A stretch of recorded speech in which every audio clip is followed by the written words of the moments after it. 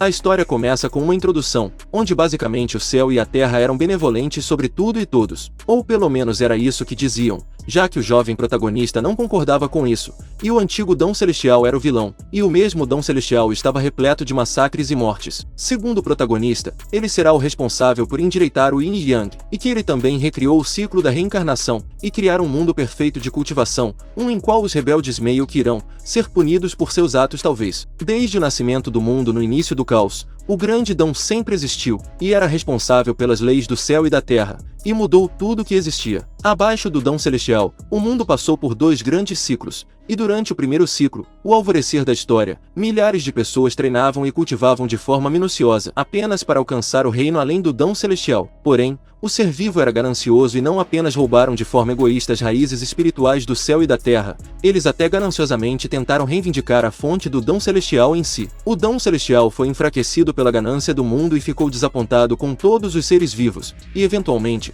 o Dão Celestial, que está mais parecendo como se fosse um deus, destruiu todos os seres vivos. Durante o segundo grande ciclo, os 3 mundos, céu, humano e terra foram divididos em áreas e já não eram mais os mesmos. O oeste era controlado pelos deuses, o leste era gerenciado pelos imortais, e o reino da terra virou um local privado, e rapidamente se tornou em uma terra perdida. Os ossos amontoados se tornaram mais altos que as montanhas, e as almas injustiçadas foram transformadas em fantasmas. Além disso, o reino humano estava em algum lugar entre o reino poderoso do céu e o reino da terra, onde os fracos caem no ciclo de reencarnação. Ainda assim, alguns seres do primeiro grande ciclo não foram completamente aniquilados, e alguns deles reencarnaram como seres humanos, e estavam entre os humanos do segundo ciclo da vida até os dias atuais, já outros simplesmente voltaram à vida, e alguns outros renasceram com seus poderes intactos, e todos eles possuíam o mesmo propósito, que era embarcar no caminho do destino, e desafiar o Dão Celestial. O Dão Celestial despertou também, e ainda enfurecido,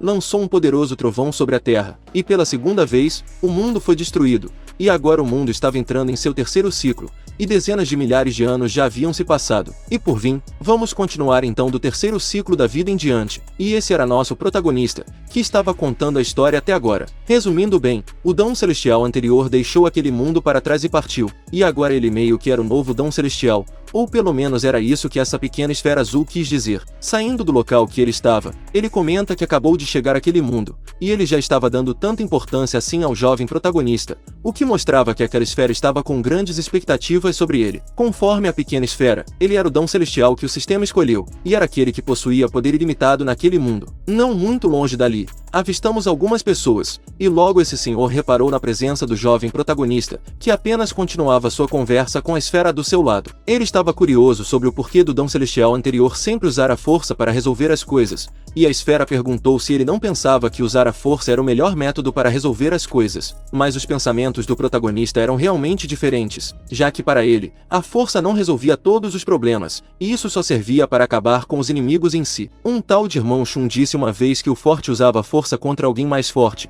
o fraco usava a força contra o mais fraco, mas ele não era o antigo Dão Celestial, e nunca cometeria um erro tão baixo como esse. O senhor de antes perguntou se por acaso o jovem protagonista estava ficando maluco, isso porque ele estava falando sozinho, o que nos mostra que os humanos não eram capazes de ver aquela pequena esfera do lado do jovem Dão Celestial. De repente, o senhor percebeu algo se aproximando, e ao olhar para trás para dar uma olhada melhor, era justamente um dragão enorme que estava ali para poder ceifar a vida de todos os viajantes que estavam com ele. Enquanto o dragão tacava o terror em todos ali, vemos as pessoas correndo desesperadamente por suas vidas, enquanto o jovem protagonista estava tranquilamente calmo com aquela situação. Ele começou a falar alguns ranks, aparentemente conforme o nível de poder em si, como primeira ordem, segunda ordem, terceira ordem e assim por diante. E olhando dessa forma, aquela criatura para ele era realmente bem fraca. Quando o dragão se aproximou do jovem, ele tirou apenas um pedaço da cera de seu ouvido, uma pequena bolinha praticamente, e quando ele lançou essa pequena bolinha de cera na direção do dragão,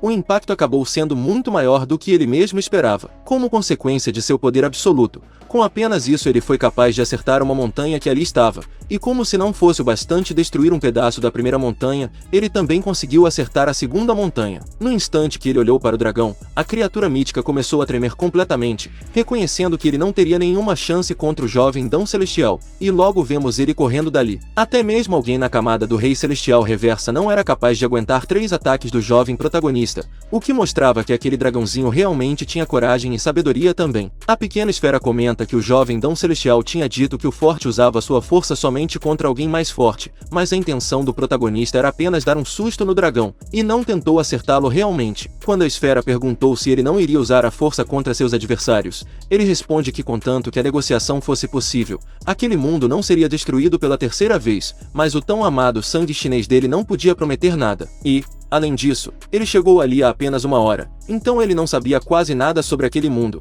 e não estava nem familiarizado com a situação do lugar ainda. Então ele perguntava como ele poderia ser um bom Dão Celestial? O primeiro ponto de parada do novo deus dessa era, que é justamente o que eles querem dizer com Dão Celestial, será naquela cidade próxima a ele, cidade essa que, pelo visto, era conhecida como Cidade da Liberdade, mas, aparentemente, de liberdade não tinha nada, já que eles estavam com alguns escravos na carroceria de suas carruagens, o que era completamente contraditório com o nome da cidade realmente. Os seres não utilizáveis diziam que a caçada dessa vez foi realmente ótima, e ele definitivamente iria conseguir um bom pagamento com aquelas escravas, e descobrimos que as fadas eram sempre procuradas pelos nobres daquela cidade. Eles repentinamente avistaram o protagonista, e logo o mercador demonstrou interesse em oferecer suas escravas para o deus daquele mundo. De acordo com ele, por apenas 10 moedas de ouro, ele poderia pegar qualquer escrava que eles tivessem, e aquelas fadas eram as mais novas capturadas, variando de prisioneiras de guerras a mulheres inocentes de algum vilarejo. Tinha até mesmo crianças trabalhadoras que podiam se tornar criadas desde cedo, e quando o jovem protagonista observou melhor aquelas pessoas em sua frente, ele ativou uma pequena habilidade com seu olho, e percebeu que o coração daquelas mulheres parecia vazio. O vendedor disse em seguida que se por acaso aquelas fadas ali não foram do agrado do jovem deus, ele tinha um produto bem raro ali com ele, e logo guiou o deus a um local ali perto. Chegando a uma cela que estava coberta, logo o inseto tirou o manto que cobria, e percebemos alguns traços de um elfo, mais precisamente, uma linda elfa com asas. O mercador disse que ela era da raça élfica, que só podia ser encontrada no continente oeste, e ele podia ter ela por apenas 1000 moedas de ouro, e ela definitivamente valia esse preço. Mas o jovem Dão Celestial apenas ficou em silêncio, e se virou completamente, ignorando tudo que o Strume tinha dito, deixando ele revoltado pelo protagonista ser apenas um tipo de andarilho, ou alguma coisa parecida com isso. Quando o novo deus percebeu que o tráfico de humanos, reconheceu que aquilo estava pior do que uma sociedade feudal, e a esfera perguntou por que ele não libertava elas, e talvez isso até mesmo poderia não ser do caráter dele. A esfera perguntou, mas ele pergunta de volta, para que libertá-las? Os traficantes de escravos só irão continuar pegando mais pessoas, e isso não vai resolver esse problema completamente. No momento que ele disse para a esfera olhar na direção que ele apontava, ele dizia que tinha pelo menos 100 escravos naquela loja, e esse tipo de loja tem em todos os continentes. Então ele perguntou quantos escravos a esfera pensava que ele teria que libertar, reconhecendo que ele era o Dão Celestial. Desde que fosse o desejo dele fazer isso, todos os escravos do mundo serão livres, e todos os traficantes de escravos seriam mortos, e todos os comércios de escravos no mundo irão falir. Mas se esse realmente fosse o caso, então outro mercado iria aparecer para preencher seu vazio comercial e iniciar outra onda de caça aos escravos. Ele dizia que, diferente do seu antecessor, para resolver um problema, eles precisavam lidar com a raiz principal, e logo o jovem protagonista foi recepcionado por um vendedor de escravos. O outro inseto perguntou se poderia perguntar pelo que o jovem protagonista estava buscando, e todos os escravos eram produtos acabados que foram treinados pelo mercado deles, e eles davam a garantia de que eles jamais iriam tentar fugir. Se por algum acaso eles fugissem, a loja pagaria 10 vezes mais o preço que aquele escravo valia de fato, e o Dão Celestial perguntou se ele deixar eles irem embora, se isso ainda seria considerado uma fuga. Mas era claro que para o vendedor, o protagonista estava apenas brincando, e contanto que ele comprasse eles, mesmo que os diga para ir embora, eles ainda não iriam sair do lado do seu proprietário. Depois disso, ele perguntou se podia fazer algumas perguntas para a escrava em sua frente, e o vendedor o deixou à vontade, e disse que caso ele ainda não estivesse satisfeito com aquela escrava, ele podia ir para a sala VIP onde eles tinham outras escravas à venda. No instante que ele se aproximou daquela escrava, ele perguntou para ela se ela desejava a liberdade, mas ela tentou disfarçar sua empolgação com aquela pergunta, e quando ele perguntou se ela amava alguém, deu para ver que a reação dela foi bem diferente dessa vez. Novamente ele perguntou, você deseja ser uma pessoa livre ou continuar como escrava? E ela apenas disse que gostaria de ser a escrava do mestre, o que com certeza não era o que ele gostaria de ouvir realmente. Depois disso, ele pediu para que o estrume de inseto o levasse até a sala VIP, e assim o vendedor foi preparar a sala para o protagonista. Na sala em si, um chá estava sendo servido para ele, e pelo visto ele realmente estava tendo tratamento VIP ali, e logo após, o vendedor apareceu pedindo para que ele esperasse mais um pouco, pois iria informar alguém para trazer os produtos exclusivos que eles tinham. E ele estava tranquilamente calmo com relação a isso, e no instante que ele conseguiu finalmente ficar sozinho, ele deu a ordem para abrir o sistema, e disse algo sobre iniciar o protocolo de regras. Basicamente, ele ativou a abolição da escravatura, e essa seria a primeira missão dele como novo dom celestial, e o sistema pediu para que ele escrevesse a regra que ele desejava adicionar. A regra em si era a seguinte: para toda existência no 5º grau ou menos, qualquer ato cometido contra qualquer criatura humana ou humanoide, para fins de tráfico de seres humanos, acionar a regra. No instante que a regra fosse acionada, o traficante de seres humanos veria uma figura escura, cuja força era muito superior à do traficante, e antes de envolver o traficante de seres humanos, a sombra daria um aviso. Conforme a esfera falante, o sistema tinha dúvidas sobre o porquê estar abaixo da 5ª posição, e ele disse que acima do 5º nível eram os imortais. Depois disso, ele também perguntou se, por acaso, a esfera esperava que os imortais fizessem tráfico humano, e perguntou se aquela esfera por acaso não estava nem um pouco envergonhada com isso. Depois disso, ele continuou ditando as regras, e após o primeiro aviso falhar, e antes de desencorajar a ideia de tráfico, a sombra atacaria até que parem com o tráfico e a intenção também. A regra estava sendo preparada, e agora ele precisava definir o que significava tráfico humano em si, e assim o jovem protagonista deu uma descrição mais detalhada sobre isso. Basicamente, através de ameaças ou violência, forçando outros a se tornarem mercadorias para obter dinheiro e favores em troca, e é limitado a formas de vida humanoides, excluindo bestas e criaturas mágicas. Claro, se o escravo for voluntário, era apenas para o sistema ignorá-lo. No instante que a nova regra foi criada, o sistema perguntou se ela seria implementada, e o jovem Deus clicou em sim, ativando completamente a nova regra que ele havia acabado de criar. Um tempo depois da nova regra ser criada, vemos o mercador se aproximando com as melhores mercadorias que ele tinha, e repentinamente todos ali começaram a sentir um sentimento diferente, ou algo parecido com isso. O efeito da nova regra que o Deus daquele mundo criou, acabou sendo bem grande, e talvez foi exatamente isso que todos os outros sentiram recentemente, e agora a regra estava em operação. De repente, ele percebeu alguém batendo na porta, e era justamente o mercador de escravos de anteriormente, dizendo que aqueles eram os 10 melhores produtos que ele tinha conseguido para o jovem protagonista. No momento que ele olhou aquelas escravas, percebeu que somente tristeza estava estampado no semblante de cada uma delas,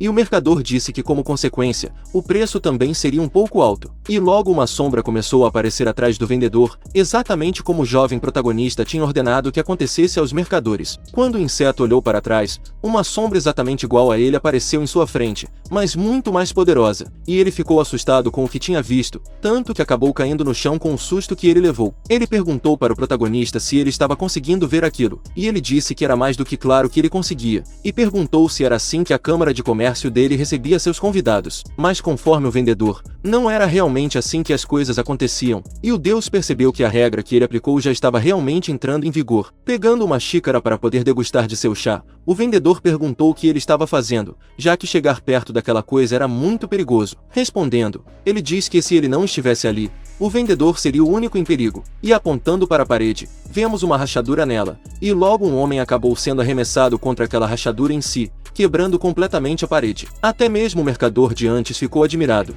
enquanto o protagonista estava completamente calmo com relação a isso, e esse homem estava bem machucado pelo que vemos nessa imagem. Conforme o Strume, aquele cara era conhecido por Capitão André, e o Deus perguntou quem era ele, e ele era um dos capitães de segurança da câmara deles, um poderoso guerreiro de segunda ordem. Mas nos pensamentos dele, ele se perguntava que tipo de oponente o André encontrou para deixá-lo em tal confusão assim, e avistando a pessoa se aproximando, André disse que aquela pessoa era igual a ele, mas a força daquele ser com certeza era superior à dele. Pelo visto, o mercador também tinha se deparado com aquela situação, e André disse ao cliente que era melhor que ele saísse primeiro, já que do contrário, ele não poderia garantir a segurança do jovem protagonista. Mas não era para André se preocupar, pois ainda não existiam pessoas naquele mundo que fossem capazes de poder apagar sua existência, e ao ativar sua habilidade, André disse que deixaria o protagonista por sua conta própria então. Mas a sombra dele estava completamente preparada para poder acabar com ele também, e no instante que os dois foram para a luta, digamos que eles começaram a travar uma batalha acirrada, mas somente até certo ponto. Quando um dos cortes acabou quase acertando uma das escravas, o jovem protagonista guiou elas a um local mais seguro, e voltando para a luta de André, ele acabou ficando com a guarda aberta, e logo ele foi completamente acertado, quebrando inclusive sua espada. Agora que a derrota dele estava completa, ele viu aquela coisa se aproximando dele mais uma vez, e ele começou a gritar pedindo para que aquilo não se aproximasse mais dele, e no instante que ele abriu seus olhos novamente, percebeu que foi ignorado completamente. O ser sombrio foi justamente na direção das escravas, e quando ele preparou seu ataque, ele logo lançou, e elas pensaram que ele ia acabar com a vida delas. Mas, na verdade, ele estava mirando somente nas correntes que as mantinham presas, e ele continuou atacando, até que todas elas foram completamente libertas daquelas correntes que as aprisionavam. E no momento que elas foram libertas, André se perguntou o que estava acontecendo. Fingindo surpresa, o protagonista disse que tinha finalmente entendido tudo, e disse que aquelas sombras não queriam matar eles, elas apenas queriam libertar aquelas escravas. Logo, vemos alguém dizer para que parassem aqueles monstros, e as coisas estavam acontecendo exatamente como o novo Deus esperava. Perto dali, esse ser insignificante dizia para que seus funcionários não deixassem seus escravos fugirem, e ele estava revoltado por ver seus produtos fugindo, e logo a sombra também estava atrás dele. No instante que ele percebeu isso, ele recebeu um belo golpe, que o arremessou para longe como se ele fosse um simples pedaço de papel, caindo completamente no chão, do lado da elfa de antes. Quando ela percebeu aquilo, ela simplesmente ignorou aquele estrume de moscas, e continuou a fugir, e logo ele viu seu dinheiro voando para longe, e quem apareceu do lado dele foi justamente o protagonista. No instante que ela olhou para trás para ver quem foi que tinha feito isso, percebeu que foi justamente o novo Deus, e ele disse a ela para que ela voltasse para sua casa, e com lágrimas de felicidade em seus olhos, essa bela donzela disse que faria exatamente isso. Por fim, vemos a bela princesa sumindo completamente da vista do protagonista, e ele comenta com alguém que aquilo foi bem rápido, e logo vemos essa bela dama, chamada Qin Tian, dizendo que tinha finalmente encontrado com seu lorde. Em uma casa de chá distante,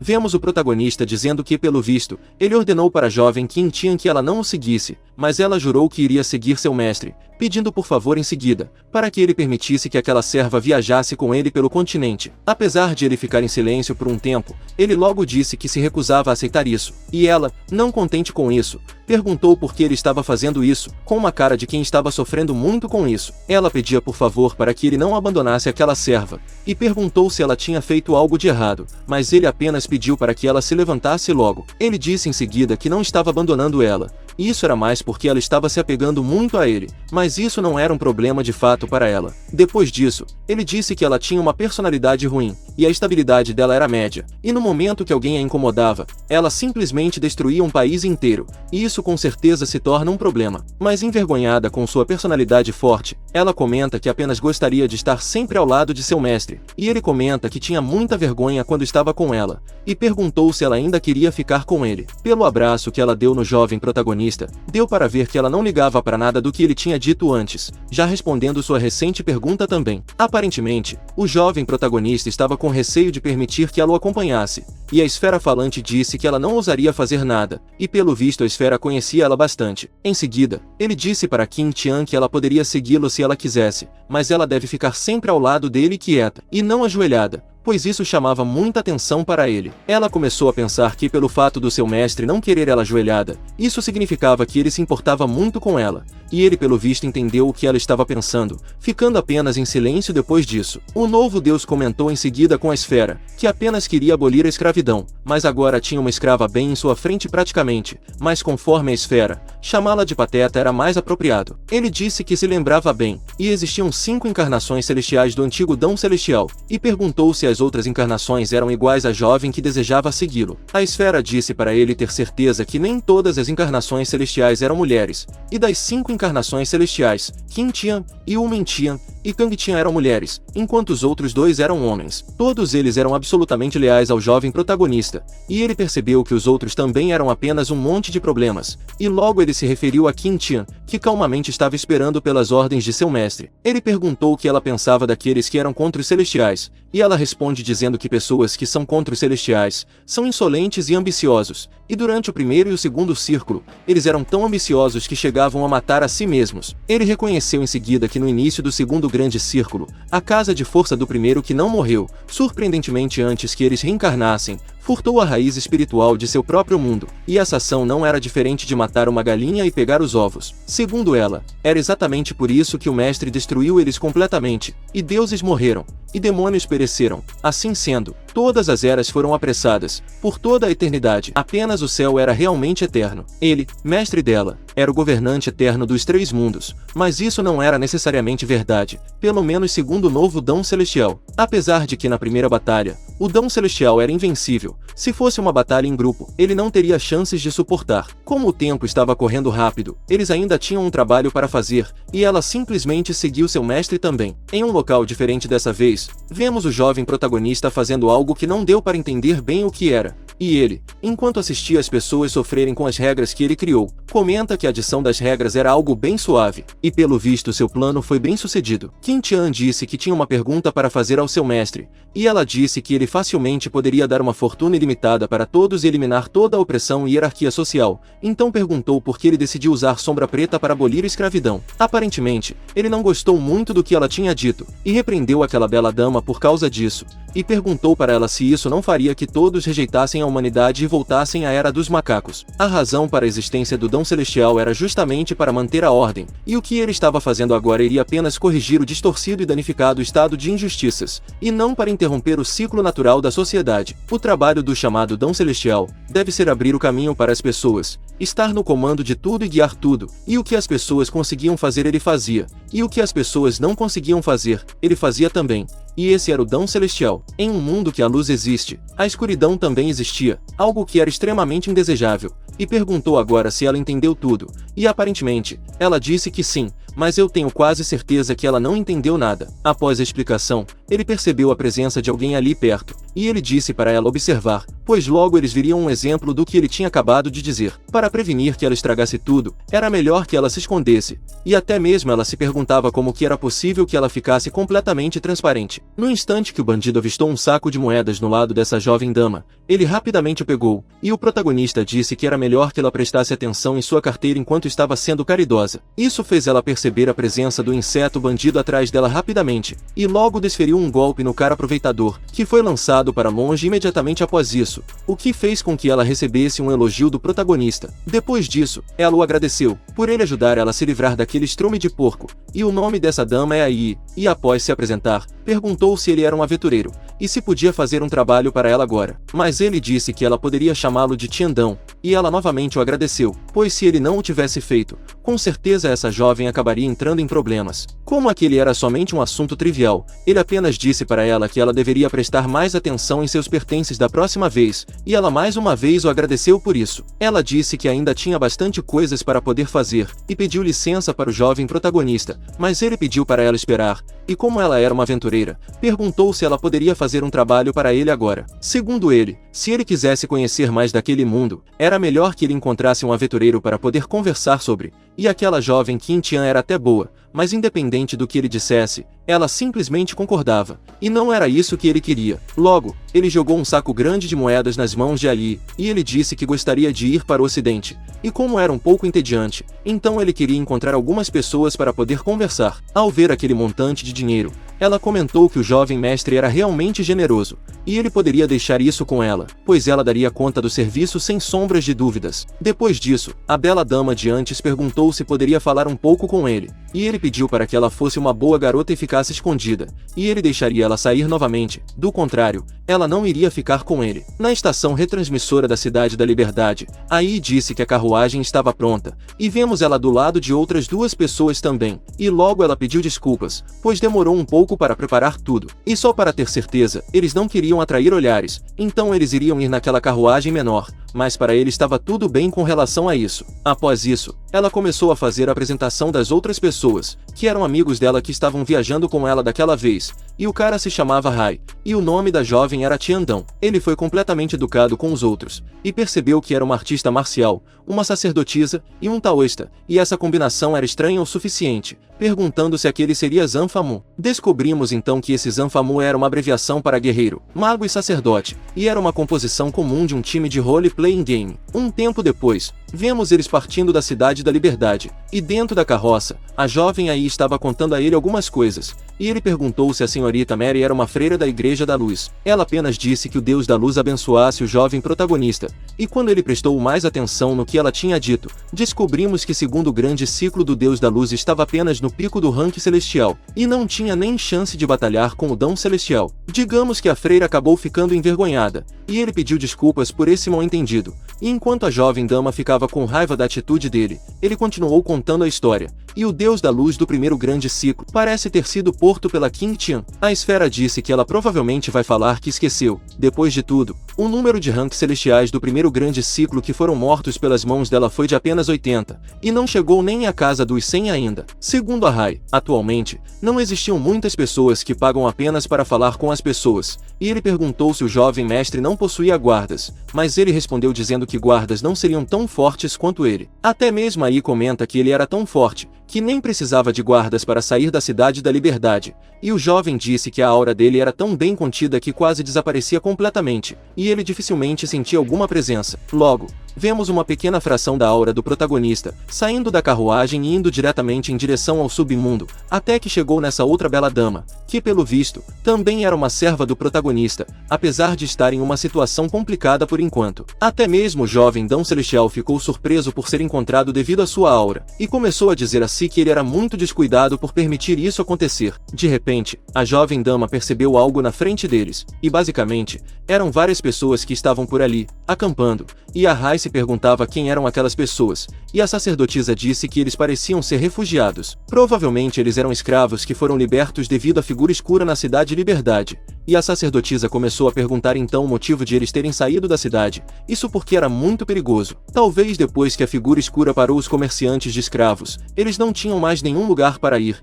e conforme a Rai disse, aquele era o pesadelo de um comerciante de escravos, e ele nem imaginava quantas pessoas morreram nas mãos dessa figura escura. Segundo a sacerdotisa, apesar dos ensinamentos da igreja proibirem o comércio de escravos, as ações dessa figura escura também são radicais, mas aí não ligava para isso, pois até mesmo ela queria lutar contra os comerciantes de escravos. Depois disso, o jovem protagonista perguntou para eles o que eles achavam sobre as ações da figura escura, e se eles achavam certo ou errado o que ela fez. Apesar das duas ficarem em silêncio, a Rai disse imediatamente que com certeza estava certa, e disse para que elas pensassem sobre isso. Comparado a uma miséria de longa duração, os sacrifícios são apenas temporários, e eles podem ter perdido suas algemas, mas eles ganharam um futuro. Aí disse que era exatamente isso, e eles fizeram algo que ela já deveria ter feito há tempos, mas a sacerdotisa comenta que, infelizmente, a figura escura não salvou os escravos que já foram vendidos. A sacerdotisa começou a orar, pedindo para que a deusa da luz salvasse aquelas pessoas do seu sofrimento,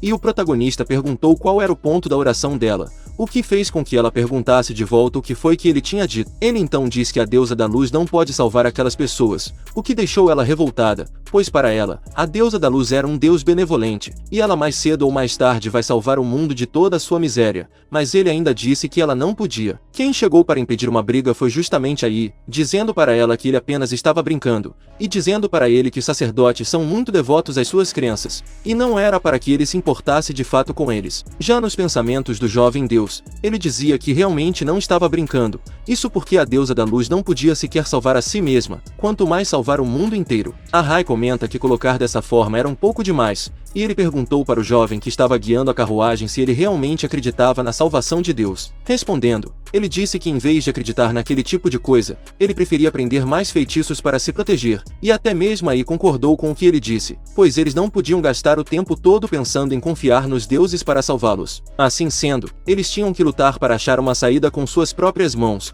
e o novo Dão Celestial concordou, e disse que o continente oriental merecia reconhecimento por esse tipo de pensamento. A sacerdotisa então perguntou como ele explicava que alguns países remotos no continente oriental estavam usando sacrifícios vivos para poderem criar chuva, e isso fez com que ele perguntasse se isso era realmente verdade. Perguntando se a Rai era taoísta, ele comenta que taoístas tinham feitiços para poderem criar chuvas, e o jovem taoísta diz que isso só podia ser brincadeira, pois um mestre excepcional de 5º grau não podia nem criar chuva, quanto mais para um país inteiro. inteiro. O deus apenas disse para que era deixar um taoísta de terceiro grau desenhar um talismã de gelo voador, e depois que o gelo encontrar as nuvens, com certeza iria chover, e nem mesmo ele acreditava que o país não conseguia nem mesmo fazer isso. A Rai ficou admirado com o que o protagonista tinha dito, sobre o gelo encontrar a nuvem e chover no momento que isso de fato acontecesse, o que despertou e muito sua curiosidade sobre o assunto. Mas depois que ele tinha dito isso, as duas começaram a tirar sarro do protagonista, pensando que ele era algum tipo de humorista para dizer tais palavras, e quando Qin Tian estava prestes a brigar com elas, ele resolveu impedir ela, perguntando em seguida por que ela brigaria com crianças que nem sabia sequer a física básica, e de repente ele percebeu que ela tinha ficado bem quieta do nada, e no momento que ele percebeu a cara dela, ele ficou assustado inicialmente, já sabendo o que deveria fazer agora, adicionando assim no memorando, algo como evitar o ataque noturno de Qin Tian, em um tipo de caverna dessa vez, ou próximo a uma caverna pelo menos. Vemos eles preparando uma fogueira, e logo ela estava completamente acesa. Como era muito perigoso viajar durante a noite, então a Rai teria que pedir ao jovem mestre para que ele ficasse ali naquela noite, e eles três iriam se revezar na vigilância, para que assim ele pudesse ficar tranquilo. Segundo o protagonista, haviam 3 bestas mágicas de terceiro grau nas proximidades, e o número de baixo nível ainda era maior, e era bem fácil acabar com aquele grupo de baixo nível. De repente, alguém se aproximou do protagonista, e era justamente a bela dama, que disse que havia um grupo de mortos no sudoeste que pode passar, e ela queria saber o que deveria fazer a respeito disso, mas não era para ela fazer nada, era apenas para ela ficar ali, pois ele iria dormir, e digamos que em certo momento, deu para perceber que ela estava viajando demais, e logo o protagonista a repreendeu ao perceber isso. Quando ela deu uma olhada no que era aquilo, era uma mensagem dele, dizendo que ataques noturnos eram proibidos, e era para ela fazer isso por sua própria conta e risco, deixando ela completamente deprimida depois disso. Vemos então Li e Rai reunidos, e ela contou para ele que ela estava grávida, e quando aquela missão acabar, era para que eles voltassem para casa para poder contar aos seus pais, e ele deu a ideia de eles se casarem quando chegassem em casa. Enquanto os dois estavam felizes, o jovem protagonista estava apenas observando a distância, dizendo que as pessoas normalmente não sabiam mesmo serem mais discretas. De repente, Rai percebeu alguma coisa se aproximando, até que quando ele finalmente se deu conta do que era, ele ordenou a todos que se levantassem, pois uma situação complicada estava ali fora. Enquanto ali observava tudo à distância, ela percebeu que aquele nevoeiro verde, na verdade, estava repleto de mortos-vivos, e mais precisamente, uma legião inteira estava indo na direção deles. Ele perguntou então se aquele mundo não tinha funções básicas como o ciclo de reencarnação, pois o número de mortos era demais, e a esfera disse que estava quebrado. Indignado com o que tinha acabado de ouvir, ele perguntou se mesmo isso poderia acabar sendo quebrado, e se aquela pequena esfera quis dizer que a reencarnação estava interrompida, perguntando se aquela pequena bola falante poderia dar uma explicação para ele. Segundo a esfera falante, ela dizia que no início do primeiro ciclo, o antigo Dão Celestial usou seu próprio poder para evoluir a reencarnação, para equilibrar o Yin e Yang. No final do primeiro grande ciclo, a reencarnação foi destruída pelas mãos de uma potência reversa celestial de classificação Rei, Imperador Fantasma, e uma potência reversa celestial de classificação Rei, Yuan Xuan. Se eles eram tão poderosos assim, por que não perfuraram os céus? Perguntou o protagonista. Na verdade, eles perfuraram os céus. A parede mundial do primeiro grande ciclo foi perfurada uma vez, mas então um influxo de energia caótica fluiu para o continente principal e causou muitas vítimas. Agora entendo um pouco o antigo Dão Celestial. Com certeza, força não resolve problemas, isso só acaba com nossos inimigos. Isso segundo o protagonista. O esqueleto morto-vivo pelo visto estava sedento por suco humano, e a jovem aí ficou assustada ao perceber que aquele esqueleto podia até mesmo falar, e a sacerdotisa começou a pedir desculpas ao jovem protagonista. Isso porque todos eles poderiam acabar morrendo ali, já que um necromante de terceiro grau, um cavaleiro da morte de terceiro grau, e inúmeros soldados mortos-vivos estavam ali presentes. A menos que o jovem mestre seja mais forte que eles, certamente eles acabariam morrendo ali, mas a sacerdotisa se recusava a acreditar nisso, e de joelhos no chão, ela dizia que os deuses existiam, e certamente eles iriam salvá-los. Ela começou inclusive a se culpar, pois para ela não estava sendo fiel o suficiente pelo visto, e deve ser por isso que eles estavam passando por tal situação. O jovem protagonista comenta em seguida que realmente não gostava quando alguém estava ajoelhado, e ele se referiu diretamente aos mortos dessa vez, perguntando se eles pareciam ter alguma inteligência. No momento que eles ficaram em silêncio, ele resolveu agir dessa vez, e ativando sua aura de poder avassalador, ele perguntava aos míseros esqueletos mortos-vivos que ali estavam, se eles realmente tinham certeza que queriam lutar contra ele. Se você quer continuar acompanhando a história desse Manhua, não esquece de deixar o seu like para poder apoiar o meu trabalho. É sempre uma honra e um privilégio, para mim, ter sua presença comigo até aqui. Desejo tudo de melhor sempre para você e sua família, e até a próxima!